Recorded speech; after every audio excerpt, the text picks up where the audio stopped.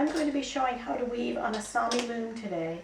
Now this particular loom is similar to a regular rigid Heddle, and it was made for me by some Sami weavers called Sturstalka, and they designed it in according to a type of loom that I found on the internet that was a photocopy in a museum.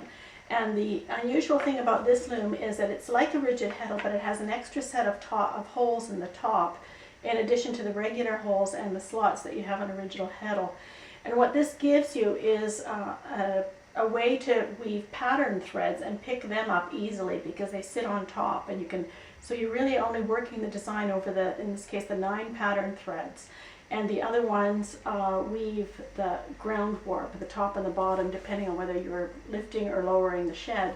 So you are only working on the pattern threads here and either raising them up above the warp or dropping them below to create the patterns.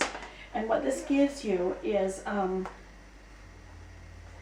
band that produces a mirror image of the pattern on the reverse as the pattern warp thread moves up and down above and below the warp threads.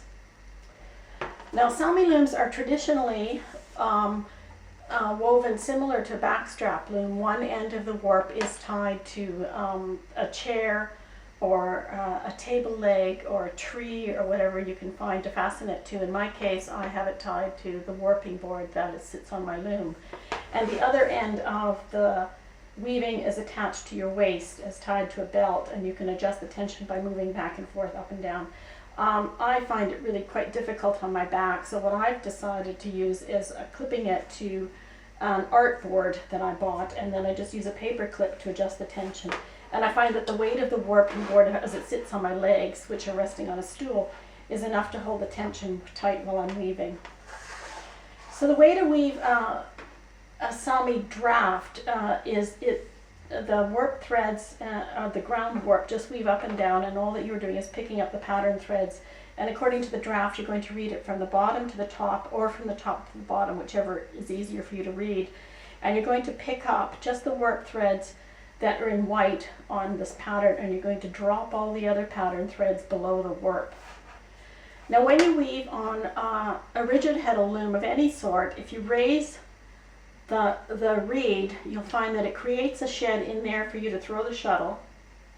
And then when you drop the shuttle to the other side, to the other way, all the opposite ground warp threads come up, creating a shed again.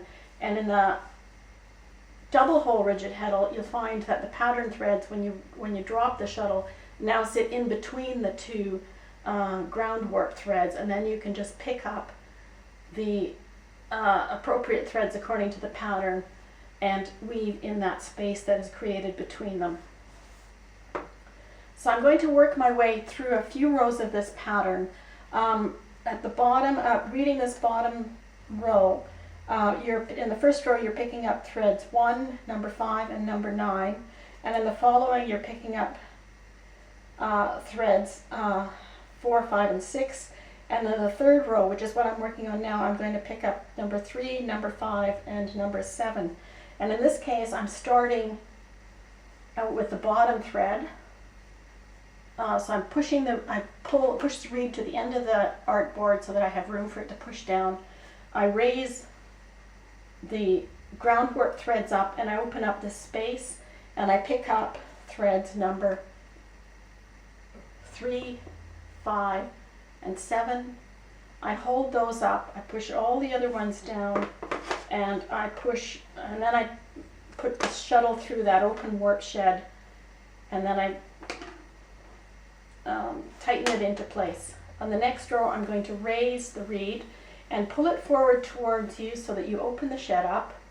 Run your hand in there to adjust the tension by tweaking it a bit here so that it keeps the warp from getting wider and wider as you go along.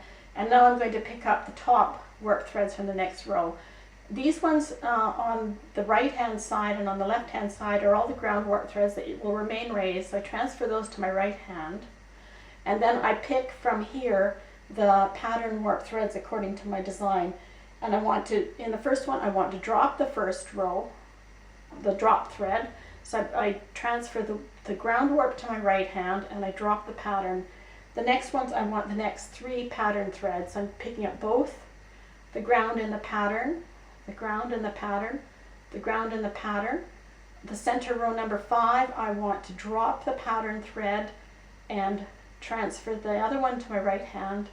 And then again, I'm picking up the next 3, 1, 2, 3, and I'm dropping the last pattern thread. I hold my hand in there and I pass the shuttle through. Tighten the tension and again move the reed forward, raise the next ground warp threads up, open the shed, and then pick from the center the following pattern. So it's going to be number 1, number 3, number 7, and number 9. Hold those up and pass the shuttle through that open shed. Adjust the tension. Then I raise again the reed up, open the warp shed, adjust the tension, transfer these threads to my right hand, and again pick threads that I want. So I want number 1, number 2, I drop 3, drop 4, drop 5, drop 6, drop 7, pick up number 8, and pick up number 9. And pass the shuttle through. Move the reed forward, pick up the ground warp threads, open the shed,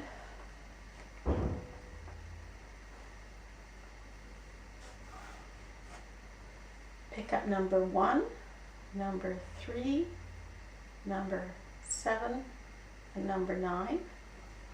Drop all the other ones and pass the shuttle through the shed.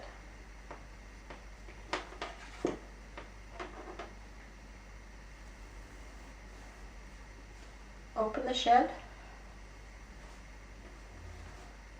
Transfer these to my right hand. Then I'm going to pick up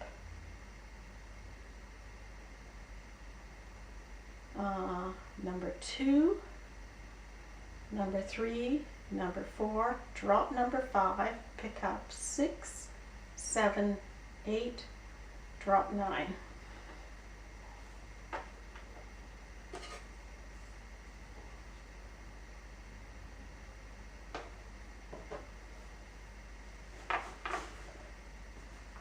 Push forward the reed, pick up the ground warp threads, open the shed, and pick up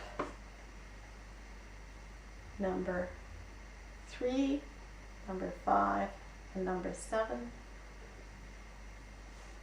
Push the other ones all down and pass the shed through. Again, pull the reed forward, open the shed,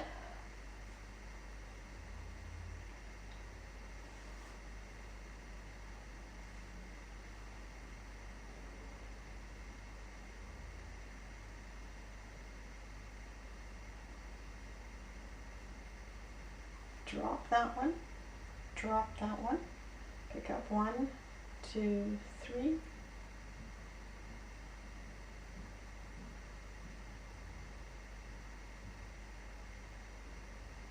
drop that, drop that, drop that, and pass the shuttle through. Push the reed forward, pick up the threads, open the shed up,